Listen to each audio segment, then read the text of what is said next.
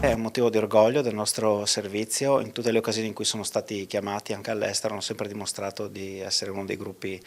dal punto di vista tecnico e organizzativo più preparato. Il salvataggio della speleologa Ottavia Piana, estratta la scorsa notte dalla grotta Abisso Bueno Fonteno nel Bergamasco, dopo 72 ore di operazioni di soccorso con 159 operatori coinvolti da 13 regioni italiane, ha ribadito ancora una volta l'eccellenza degli operatori del soccorso alpino del Friuli Venezia Giulia. In 16 sono stati coinvolti nelle delicate e complesse operazioni anche in ruoli di coordinamento. Primo giorno, proprio all'attivazione della chiamata dell'incidente, sono partiti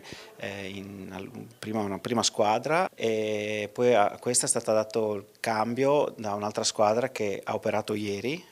tra l'altro tutti insieme, tutti della nostra delegazione Speleo, e stanno rientrando in queste ore ed è stata la penultima squadra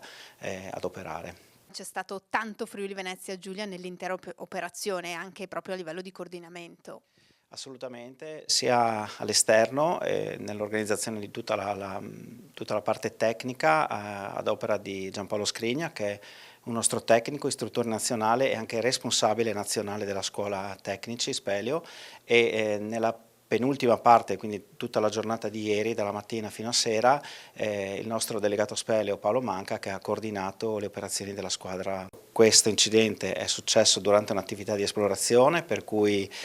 anche per i soccorritori è stata una prima assoluta, per cui questa era una grotta che nessuno conosceva, grandissima difficoltà dal punto di vista della comunicazione perché in grotta le radio non funzionano, non si possono utilizzare, e quindi insomma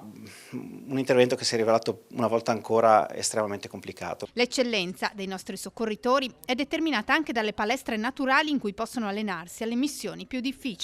Lo zoccolo duro è nella zona di Trieste, anche grazie insomma, al terreno, al territorio nel quale sono abituati a lavorare, che è quello carsico, e poi c'è l'altra grande palestra da noi che è il Monte Canin, che ha formato grandissimi Speleo tra i migliori al mondo.